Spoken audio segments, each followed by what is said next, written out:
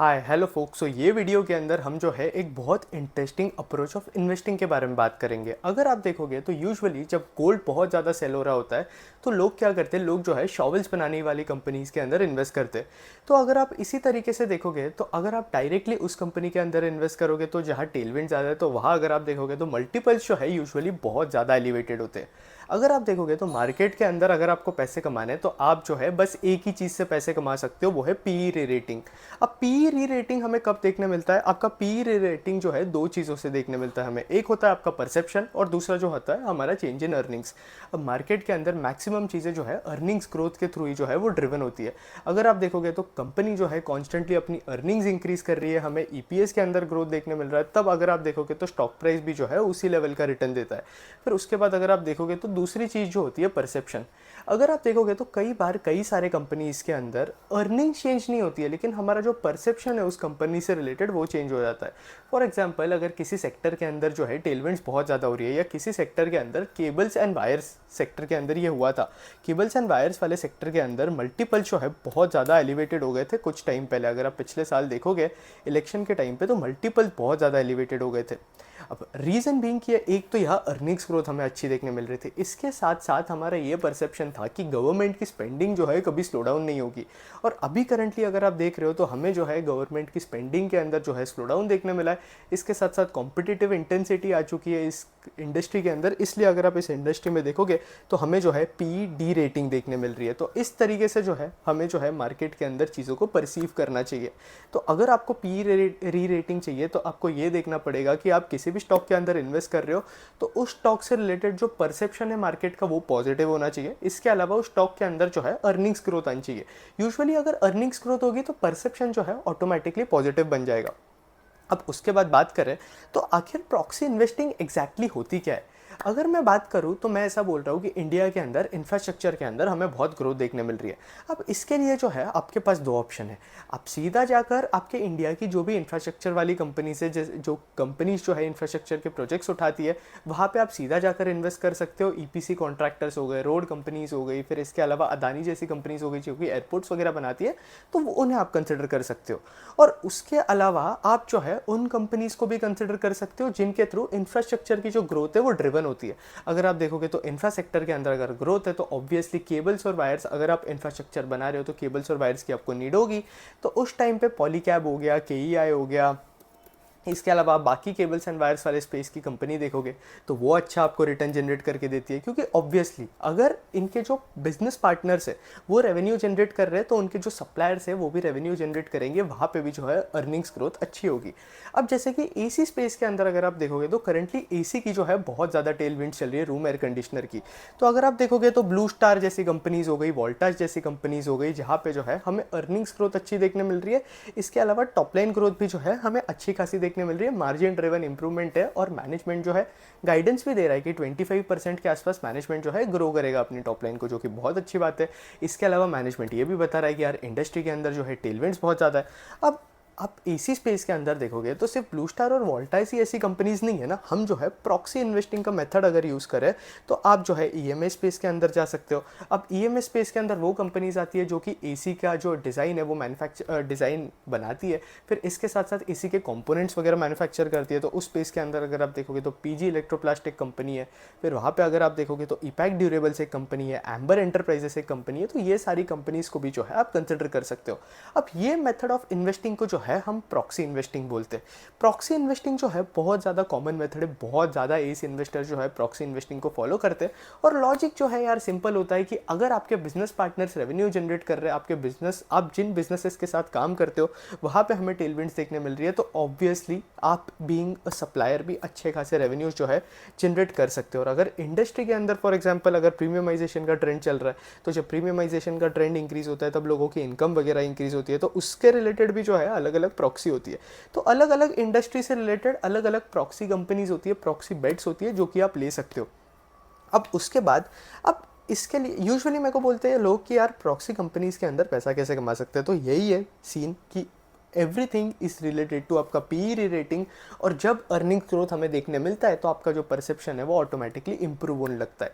अभी करंटली अगर मैं बात करूँ तो प्रॉक्सी वाला गेम जो है मैं उसको बोलता हूँ गेम ऑफ अर्निंग्स ग्रोथ, क्योंकि मेनली आपका जो परसेप्शन है वो सिर्फ आपके अर्निंग्स पे डिपेंड करता है। हाँ, परसेप्शन के अंदर भी चेंज आता है, कभी कभी ऐसा होता है कि अर्निंग्स के अंदर चेंज नहीं है लेकिन परसेप्शन के अंदर चेंज है। इसका मैं सबसे बड़ा एग्जांपल दूँ तो E2E नेटवर्क्स। हाँ, मुझे पता है E2E नेटवर्क्स के अंदर ग्रोथ जो है थोड़ी स्लो डाउन हुई है, लेकिन अगर आप देखोगे तो परसेप्शन के अंदर जो है हमें मैसिव चेंज देखने मिला है। अगर आप देखोगे तो एक साल पहले कंपनी का पीई मल्टीपल, एक साल पहले ही नहीं, 3-4 मंथ्स पहले कंपनी का पीई मल्टीपल 200 के आसपास ट्रेड कर रहा था। अभी करंटली पीई मल्टीपल देखोगे तो 86 के पीई मल्टीपल के आसपास जो है कंपनी ट्रेड कर रही है। अब ये कंपनी कौन से सेगमेंट के अंदर काम करती है? ये जो है आपके एआई सेगमेंट के अंदर काम करती है, जहाँ ये लोग क्लाउड प्लेटफॉर्म्स बनाते हैं, जीपीयू वगैरह बनाते हैं। तो यार टेलविंड्स बहुत ज़्यादा थी, फिर उसके बाद डीपसीक आ गया, एनवीडिया की भी अर्निंग्स जो है थोड़ी स्लो डाउन देखने मिली। इसलिए अगर आप देख रहे हो तो ये कंपनी भी चेंज होने लगी थोड़ी बहुत। मतलब अगर आप देख रहे हो तो अर्निंग्स में इतना ज़्यादा चेंज नहीं हुआ, पर अगर आप देखोगे तो परसेप्शन के अंदर हमें चेंज देखने मिला। और जब परसेप्शन के अंदर हमें चेंज देखने मिलता है तो पी डी रेटिंग देखने मिलती है, जहाँ से अगर आप देख रहे हो तो स्टॉक प्राइस के अंदर भी जो है हमें फॉल देखने मिलता है। फिर इसके बाद अब जो है हम कुछ प्रॉक्सी कंपनीज़ की बात करेंगे जो कि अलग अलग सेगमेंट से रिलेटेड जो है प्रॉक्सीज है उनकी। तो अब ऐसे प्रॉक्सीज के बारे में बात करेंगे, ऐसे सेगमेंट्स के बारे में बात करेंगे, एक तो जहाँ टेलविंड्स बहुत ज़्यादा है, और इसके अलावा ये प्रॉक्सी कंपनीज जो है आपको इनके थ्रू मैं एग्जाम्पल के थ्रू समझाऊंगा कि आप जो है किस तरीके से प्रॉक्सी इन्वेस्टिंग का अप्रोच जो है वो यूज़ कर सकते हो, और आपके day to day investing journey के अंदर आप किस तरीके से प्रॉक्सी इन्वेस्टिंग यूज़ कर सकते हो। तो पहली इंडस्ट्री जिसके बारे में पहला टेलविंड जिसके बारे में मैं बात करूंगा वो है आपका प्रीमियमाइजेशन। अब प्रीमियमाइजेशन को अगर आपको प्रॉक्सी खेलना है तो बेसिकली आपको ये समझना पड़ेगा कि प्रीमियमाइजेशन मतलब होता क्या है। अगर मैं प्रीमियमाइजेशन की बात करूं तो यूजुअली इंडिया के अंदर लोग जो है प्रीमियम प्रोडक्ट्स ज़्यादा प्रेफर कर रहे हैं, लोगों की इनकम जो है वो इंक्रीज होते जा रही है। अगर आप देखोगे तो नंबर ऑफ HNIs भी जो है बहुत ज़्यादा फास्ट पेस पे इंक्रीज कर रहे हैं। आई थिंक 20% का ग्रोथ रेट है। अगर आप आनंद राठी जैसी कंपनीज या बड़े बड़े वेल्थ मैनेजर्स जैसे कंपनीज को ट्रैक करते हो तो आपको आइडिया लग जाएगा कि HNIs का जो ग्रोथ रेट है वो बहुत ज़्यादा फास्ट है, HNIs और अल्ट्रा HNIs। तो यहाँ पे जो है जैसे जैसे इनकी इनकम इंक्रीज होते जाती है तो लोग क्या करते हैं, लोग ज़्यादा स्पेंड करते हैं ऑब्वियसली। और अर्बन इकोनॉमी के अंदर भी अगर आप देखोगे तो बहुत से लोग, अगर आप स्पेंडिंग कैपेसिटी देखोगे लोगों की, तो वो भी जो है इंक्रीज होनी स्टार्ट हो चुकी है। तो इस तरीके से जो है चीज़ें चल रही है। तो यहाँ अगर आप देख रहे हो तो अर्निंग्स ग्रोथ भी जो है, जो कंपनीज आपके HNI रिलेटेड प्रॉक्सी है वो अच्छी अर्निंग्स ग्रोथ जो है हमें वहाँ देखने मिल रही है। यूजुअली अगर आप देखोगे तो जब लोगों की इनकम इंक्रीज होते जाती है तब लोग जो है यूजुअली एक्सपेंसिव वॉचेस बाय करते हैं। अब ऐसी कौन सी कंपनी है जो कि एक्सपेंसिव वॉचेस के अंदर ऑपरेट करती है? वो है ईथॉस। अब ईथॉस को अगर आप देखोगे तो इसका भी जो पीई मल्टीपल है हमें पिछले एक साल से अच्छा खासा करेक्शन देखने मिला है। ईथॉस का अगर आप पहले पीई मल्टीपल देखोगे तो 90 के पीई मल्टीपल के आसपास ट्रेड करती थी कंपनी। अभी करंटली अगर आप देख रहे हो तो 63 के पीई के आसपास जो है कंपनी ट्रेड कर रही है। मार्जिन्स के अंदर जो है हमें इंक्रीजिंग ट्रेंड देखने मिला है। इसके अलावा अगर आप एक और चीज़ देखोगे तो टॉप लाइन ग्रोथ जो है सॉलिड है कंपनी की, 30-31% का जो है हमें टॉप लाइन ग्रोथ देखने मिल रहा है। इसके अलावा अगर आप प्रॉफिट ग्रोथ देखोगे तो प्रॉफिट ग्रोथ भी जो है डिसेंट है। अब एक चीज़ थी कि पहले जो है इथॉस को ऑपरेटिंग लेवरेज मिल रहा था, अभी नहीं मिल रहा है, क्योंकि इनके जो बुटीक्स वगैरह अगर आप देख रहे हो तो नए नए बुटीक्स वगैरह ओपन होने वाले। तो इनके नए बुटीक्स जो ओपन होने वाले थे दिल्ली वगैरह में, तो वो उनका कुछ प्रॉब्लम हो गया था और वो बुटीक्स जो है बन नहीं पाए। अब इथॉस को अगर आप देखोगे तो ये जो है प्रीमियम वॉच रीसेलर है इंडिया का। तो यहाँ पे ये लोग क्या करते हैं, जो बड़े बड़े प्रीमियम ब्रांड्स है जैसे कि रोलेक्स हो गया, AP हो गया, रिचर्ड मील हो गया, तो ये सारे ब्रांड्स के साथ ये लोग टाइप करते हैं और उनकी वॉचेस जो है इनके एक्सक्लूसिव आउटलेट्स पे ये लोग लेकर आते हैं। अब एक्सक्लूसिव आउटलेट्स पे लेकर आने के बाद ऑब्वियसली इथॉस के ऊपर लोगों को जो है एक ट्रस्ट बिल्ड हो जाता है, क्योंकि अगर आप अनऑर्गेनाइज्ड वॉच डीलर्स को देखोगे और ऑर्गेनाइज्ड वॉच डीलर्स को देखोगे तो HNIs और यूजुअली अगर आप देखोगे तो ट्रस्ट बहुत ज़्यादा इंक्रीज हो जाता है लोगों का। और इसके साथ साथ अभी अगर आप देखोगे तो एफ्टा भी हुआ है। अब एफ्टा जो है एक ट्रीटी थी यूरोप और इंडिया के बीच में, जहाँ अगर आप देखोगे तो यूजुअली आपकी जो एक्सपेंसिव वॉचेस होती है वो स्विस मेड होती है। तो अब इस ट्रीटी की वजह से जो आपकी वॉचेस वगैरह है स्विस मेड वॉचेस, उनके ऊपर ड्यूटीज़ वगैरह कम लगेगी और उनका कॉस्ट जो है इंडिया के अंदर रिड्यूस हो जाएगा। तो कंज्यूमर जो है इन वॉचेस को और बाय करेंगे। इथॉस जो है आपकी कोई भी नॉर्मल वॉचेस के अंदर काम नहीं करता है। ये लोग जो है बेसिकली आपके एकदम एक्सपेंसिव सेगमेंट ऑफ वॉचेस के अंदर काम करते हैं। मतलब अगर आप देख रहे हो तो मिनिमम इनके पास जो वॉच रहेगी वो 50,000 रुपीज़ की रहेगी। आई थिंक 1 लाख के अंडर तो ये लोग अभी काम ही नहीं कर रहे। पहले जो था 50,000 वाला सेगमेंट था इनके पास। तो ये कुछ इथॉस के बुटीक्स है। इस तरीके के जो है इथॉस के बुटीक्स होते हैं जहाँ ये लोग जो है वॉचेस वगैरह सेल करते हैं। तो ये भी एक इंटरेस्टिंग मॉडल है। इसके अलावा इथॉस के मैनेजमेंट ने ये बताया था कि इनकी सेल्स जो है ये लोग 10x करने वाले इन 10 ईयर्स। तो आप अगर ग्रोथ रेट का कैलकुलेशन कर लोगे तो आराम से आई थिंक 15-20% का टारगेट इन्होंने दिया है। अगर आप फिर भी देखना है कैलकुलेट करके तो आप खुद कैलकुलेट कर कर जो है कैलकुलेटर पे देख सकते हो। तो 10x का अगर हम ग्रोथ रेट माने तो उस हिसाब से जो है हम ऐसा देख सकते हैं कि यार 25% CAGR के आसपास जो है कंपनी ग्रो करेगी। तो ये जो है हमें इथॉस के टॉप लाइन के अंदर एक्सपेक्ट करना ही पड़ेगा। और उसी तरीके से अगर आप देखोगे तो इथॉस के अंदर उस लेवल की जो है ग्रोथ भी देखने मिल रही है। अब इसके अलावा गवर्नमेंट जो है GST ऐड कर रही है आपके वॉचेस के ऊपर। कंपनी बता रही है कि आपका जो $50,000 प्लस जो वॉचेस सेल होती है वहाँ पे इतना इफेक्ट देखने नहीं मिलेगा, मतलब उसके ऊपर थोड़ा बहुत इफेक्ट देखने मिलेगा, उसके नीचे जो वॉचेस सेल होती है वहाँ पे इतना इफेक्ट नहीं देखने मिलेगा। तो ये कुछ सीन चल रहा है इथॉस के अंदर। इंटरेस्टिंग कंपनी है, प्रीमियमाइजेशन का प्रॉक्सी है। आपको अगर प्रीमियमाइजेशन का प्रॉक्सी खेलना है तो आप जो है इथॉस के थ्रू खेल सकते हो। अच्छा बिजनेस मॉडल है, आप जाकर स्टडी कर सकते हो। अब इथॉस के बाद एक और चीज़ आती है, वो है आपके वेल्थ मैनेजर्स। वेल्थ मैनेजर्स के अंदर अगर आप देखोगे तो आनंद राठी जैसे प्लेयर्स आ गए।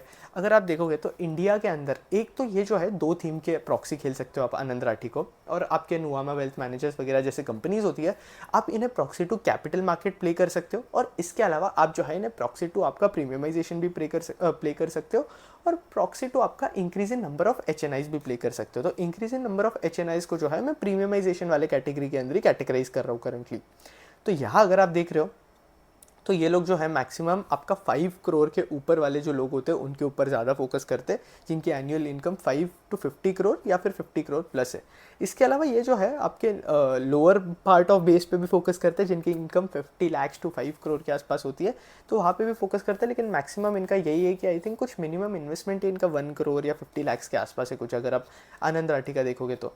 इंटरेस्टिंग बिजनेस मॉडल है, जो कि अगर आप देखोगे तो कैपिटल मार्केट के ग्रोथ के थ्रू इतना ज़्यादा इंपैक्ट नहीं होता है, क्योंकि ये लोग जो है इक्विटी के प्रोडक्ट्स के अंदर भी काम करते हैं, डेट के प्रोडक्ट्स के अंदर भी काम करते हैं। तो उस हिसाब से अगर आप देखोगे तो इनका कंसिस्टेंट परफॉर्मेंस हमें देखने मिला है। 33% के आसपास जो है कंपनी जो है top line growth constantly deliver कर रहा है। तो that is again a positive thing. और इसका AUM अगर आप देखोगे तो AUM भी जो है कॉन्स्टेंटली इंक्रीज होते जा रहा है। अगर इंडिया के अंदर नंबर ऑफ HNIs इंक्रीज होंगे तो ये HNIs के पास जो है बहुत सारे पैसे होते हैं।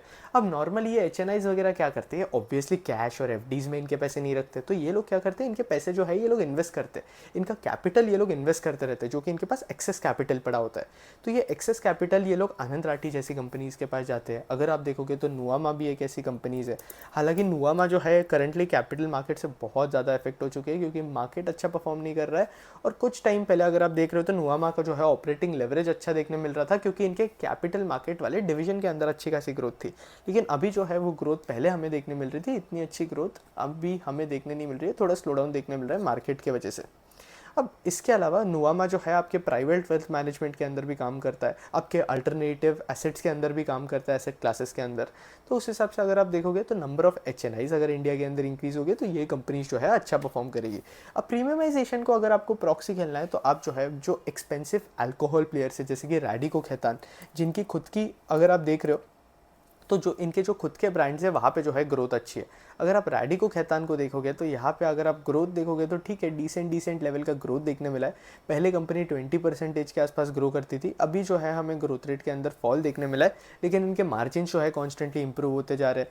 फिर इसके अलावा ये जो है इनका एक ब्रांड है रणथंबोर का, जो कि एकदम प्रीमियम कैटेगरी के अंदर आता है, तो वहाँ पर ये लोग फोकस कर रहे हैं, मार्जिन इंप्रूवमेंट पर फोकस कर रहे हैं। फिर अगर आप इस कंपनी की पैट ग्रोथ देखोगे तो पैट ग्रोथ भी जो है डिसेंट है रैडिको खैतान की, और इसके अलावा कंपनी को जो है ऑपरेटिंग लेवरेज भी मिल रहा है। तो इस तरीके से जो है आप प्रॉक्सी वाला गेम जो है खेल सकते हो अलग अलग कंपनीज़ को। अब रैडिको खैतान के अलावा एक और ब्रांड पॉपुलर हो रहा है इंद्री। अब इंद्री ये जो ब्रांड है ये कंपनी का ब्रांड है जिसका नाम है पिकाडिकली एग्रो। अगर आप देखोगे तो इंडिया के अंदर आपकी लोगों की जो इनकम है वो इंक्रीज़ होते जाती है, तो लोग यूजुअली जो है अल्कोहल पे स्पेंड करना प्रेफर करते हैं। तो इसलिए ये प्रॉक्सी कंपनी जो है आप अच्छा खासा प्ले आउट कर सकते हो, अच्छा खासा गेम है, आप प्ले आउट कर सकते हो इस गेम में। और अगर आप बाकी अल्कोहल प्लेयर्स देखोगे तो उन अल्कोहल प्लेयर पे फोकस करो जो कि प्रीमियम प्रोडक्ट्स बनाने में जो है फोकस कर रहे हैं, उनका खुद के उनके प्रोडक्ट्स बनाने। इंडियन मेड फॉरेन लिकर है एक ऐसा सेगमेंट है जहाँ पे ग्रोथ अच्छी है। तो अगर आप यहाँ देखोगे तो एसोसिएटेड अल्कोहल जो है एक कंपनी है जिसका PE मल्टीपल भी मुझे डिसेंटली वैल्यूड लगता है। बट हम कमेंट नहीं कर सकते इस पे। और ग्रोथ अगर आप देखोगे तो ग्रोथ जो है पिछले कुछ क्वार्टर से किक इन होनी स्टार्ट हो गई है और अच्छी खासी ग्रोथ जो है हमें इस कंपनी के अंदर देखने मिल रही है। मार्जिन्स वगैरह भी इंप्रूवमेंट हो रहे हैं, मैनेजमेंट का गाइडेंस भी अच्छा है। और अगर आप देख रहे हो तो अल्कोहल मार्केट के अंदर टेलविंड्स बहुत ज़्यादा है, तो इसलिए कंपनी भी जो है अच्छा परफॉर्म कर रही है। और मैक्सिमम इनका फोकस वही है प्रीमियम सेगमेंट पे, जहाँ से इनके पास जो है वॉल्यूम ग्रोथ से ज़्यादा बेटर वैल्यू ग्रोथ आ सके। तो इस तरीके से जो है कंपनी फोकस कर रही है। हाँ, जैसे कि मैं आपको बता रहा था, ये जो है रैडिको खैतान का ब्रांड पोर्टफोलियो है। अब इसमें भी ये लोग इनका जो एक्सपेंसिव ब्रांड वाला पोर्टफोलियो है वहाँ पे ये लोग जो है करंटली ज़्यादा फोकस कर रहे हैं। अब इसके अलावा मैजिक मूवमेंट जो ब्रांड है वो भी रैडिको खैतान का ही है। वोडका को आई थिंक बिगेस्ट प्लेयर है आई थिंक ये इंडिया के अंदर वोडका में। फिर उसके बाद बात करूँ तो और भी कंपनीज है आपके अल्कोहल सेगमेंट के अंदर। अब जो है हम अगली प्रॉक्सी की तरफ बढ़ते हैं, प्रीमियमाइजेशन को स्किप करते। अब इसके बाद जो है हम इंफ्रा ग्रोथ के बारे में बात करते।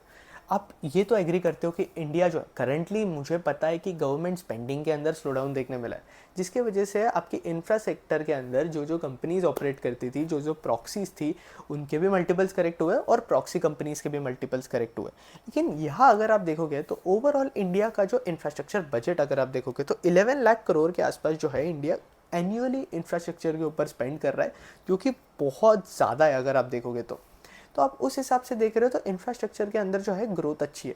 तो यहाँ पे आप कौन सी कंपनीज को प्ले आउट कर सकते हो? जब आपका इंफ्रास्ट्रक्चर आपको बनाना होता है तो ऑब्वियसली आपको स्टील लगता है, स्टील के रॉड्स लगते हैं, आपके स्टील के प्रोडक्ट्स वगैरह लगते हैं, बाकी मेटल प्रोडक्ट्स लगते हैं।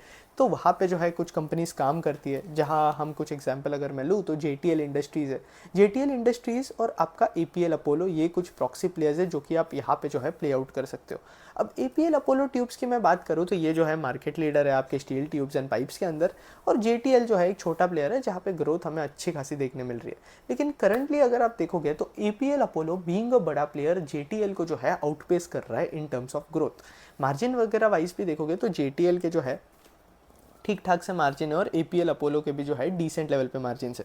अब प्रॉब्लम क्या हुआ था पता है क्या? कुछ टाइम पहले हमें जो है स्टील के प्राइजेस के अंदर फॉल देखने मिला था। अब स्टील के प्राइजेस के अंदर फॉल देखने मिला था, जिसके वजह से अगर आप देख रहे हो तो JTL जो है सेल्स नहीं कर पाया था। इस रीज़न की वजह से स्टील के प्राइजेस के अंदर इतना ज़्यादा फॉल देखने मिला था कि आई थिंक इन्वेंट्री में बहुत ज़्यादा इशू देखने मिल रहा था आपके डिस्ट्रीब्यूटर्स वगैरह को। तो बहुत ज़्यादा कंपनीज जो है ये लोग अफेक्ट हो गई थी। और इसके अलावा चाइना के थ्रू भी जो है डंपिंग चल रहा था। अब अभी करंटली अगर आप इंडिया ने देखोगे तो इंडिया ने जो है एंटी डंपिंग ड्यूटी जो है लगाया है थोड़ा थोड़ा। उसके अलावा APL अपोलो जो है क्या कर रहा है, ये लोग जो है स्टील ट्यूब्स वगैरह तो सेल करते हैं, मैक्सिमम ये लोग जो है अपने वैल्यू एडेड प्रोडक्ट्स के ऊपर जो है ज़्यादा फोकस कर रहे हैं एज़ कम्पेयर टू आपके नॉर्मल प्रोडक्ट्स। अब वॉल्यूम ग्रोथ का भी गाइडेंस जो है APL अपोलो ने डिसेंट लेवल पे दिया है, 25% के आसपास वॉल्यूम का गाइडेंस है। अब भी FY26 के लिए ये लोग बता रहे हैं कि 4 मिलियन के आसपास कर लेंगे। और अगर आप FY27 का वॉल्यूम गाइडेंस सुनोगे इनका तो ये कुछ 5 मिलियन के आसपास है। तो 25-20% के आसपास का वॉल्यूम गाइडेंस जो है कंपनी दे ही रही है, जो कि अगेन अच्छी बात है। और इसके साथ साथ कंपनी ये भी बता रही है कि जैसे जैसे ये वैल्यू एडेड प्रोडक्ट्स के ऊपर फोकस कर रहे हैं, आगे जाकर ऑपरेटिंग लेवरेज जो है ऑटोमेटिकली पिकअप होना स्टार्ट हो जाएगा। स्टील के केस में अगर देखोगे तो स्टील के प्राइजेस के अंदर जैसे कि मैंने आपको पहले बताया फॉल देखने मिला है। तो एबिटा पर टन मैनेजमेंट बता रहा है, अब भी करंटली अगर आप प्राइजेस देखोगे स्टील के तो 3800 पर टन के आसपास है। तो वो जो है एबिटा पर, एबिटा पर टन की बात कर रहा था मैम, सॉरी। तो अगर आप एबिटा पर टन देखोगे तो वो जो है मैनेजमेंट एक्सपेक्ट कर रहा है कि FY26 तक जो है कम से कम 4500 के आसपास हो जाए। तो अगर प्राइजेस जो है स्टेबलाइज होते हैं यहाँ से तो that is again a positive thing.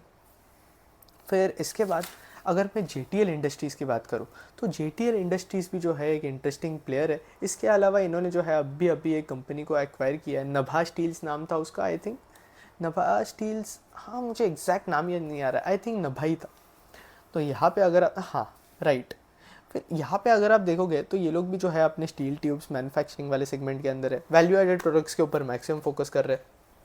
40-45% के आसपास जो है ये लोग अगले फाइनेंशियल ईयर के अंदर वैल्यू एडेड प्रोडक्ट्स के ऊपर ही फोकस कर रहे हैं। उसके बाद अगर आप देख रहे हो तो DFT करके एक टेक्नोलॉजी है जो कि ये लोग अडॉप्ट कर रहे हैं आपके जो हॉलो ट्यूब्स वगैरह बनाने में। तो वहाँ से कंपनी का मैनेजमेंट बता रहा है कि ऑपरेटिंग लेवरेज जो है इन्हें अच्छा खासा देखने मिल सकता है।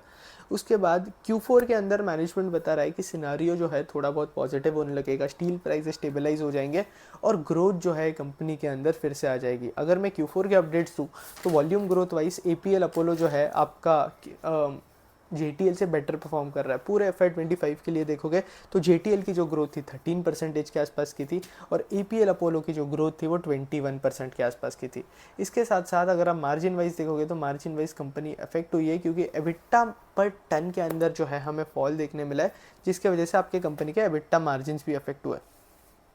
इसके बाद कंपनी जो है 1000 करोड़ के आसपास का केपेक्स कर रहा है और वॉल्यूम गाइडेंस जो है कंपनी 40-45% के आसपास का जो है वॉल्यूम गाइडेंस दे रहा है। FY26 के लिए ये लोग बता रहे हैं कि ये लोग कुछ 5.5 to 6 लाख के आसपास जो है टन कर लेंगे, वॉल्यूम की टर्म्स में मैं बात कर रहा हूँ।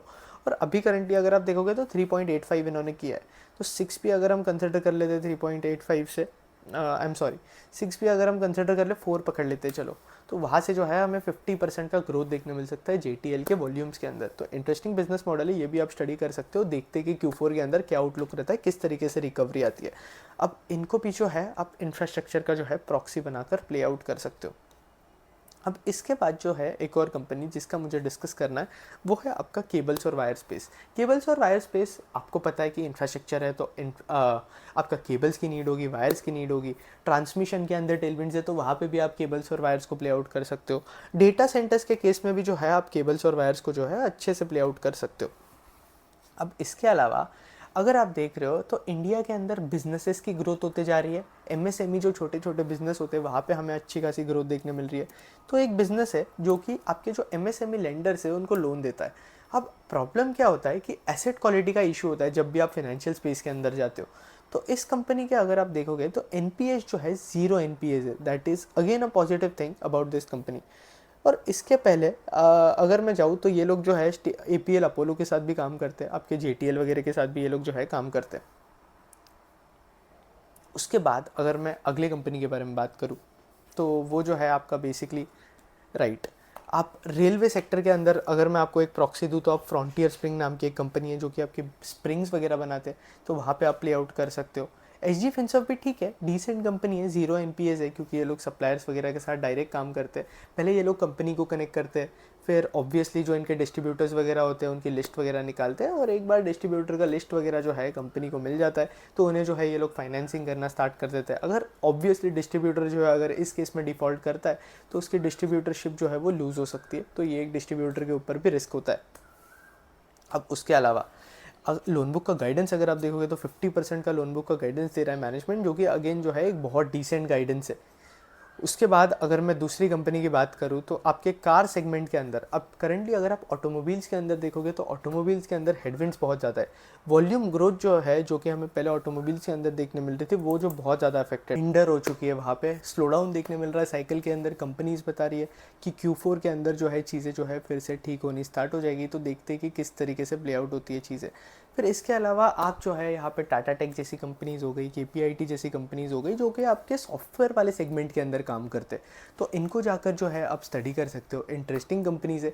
KPIT के अंदर अगर आप देखोगे तो इनके मैक्सिमम रेवेन्यूज जो है एक्सपोर्ट के थ्रू आ रहे हैं। टाटा टेक के केस में भी जो है सेम ही सीन है, लेकिन स्लो डाउन हमें देखने मिल रहा है क्योंकि ऑब्वियसली जब आपका EV मार्केट जो है वहाँ पे स्लो डाउन देखने मिल रहा है। नॉर्थ अमेरिका का मार्केट है, US का मार्केट है, वो करंटली अच्छा परफॉर्म नहीं कर रहे हैं, तो इसलिए अगर आप देख रहे हो तो प्रॉब्लम चल रही है कंपनी के अंदर। आप ग्रोथ भी देखोगे तो ग्रोथ जो है हिट हो चुकी है दोनों कंपनीज़ की, तो ये एक सीन है। वैल्यूएशन अगर आप देखोगे तो हाँ थोड़ी सी हिट हुई है वैल्यूएशन, क्योंकि ग्रोथ भी जो कि पहले जिस तरीके की ग्रोथ आ रही थी वो भी जो है हिट हो चुकी है अगर आप देखोगे तो। अब उसके अलावा EMS स्पेस की बात करूँ तो EMS स्पेस के अंदर आपको पता होगा कि टेलविंड्स बहुत ज़्यादा है। अब EMS स्पेस के अंदर एक कंपनी है जिसका नाम है KRN heat exchangers. KRN heat exchangers का अगर आप बिजनेस मॉडल समझोगे तो ये लोग जो है कॉइल्स बनाते हैं। अगर आप देखोगे तो ये कॉइल जो है इवेपोरेटर कॉइल्स, कंडेंसर कॉइल्स आपके AC के यूनिट्स के अंदर यूज़ होती है, और ये AC के अंदर यूज़ होती है। आपके AC सेगमेंट जिस तरीके से परफॉर्म करेगा उस तरीके की ग्रोथ ही जो है हमें इन कॉइल्स वाले सेगमेंट के अंदर भी देखने मिल रही है।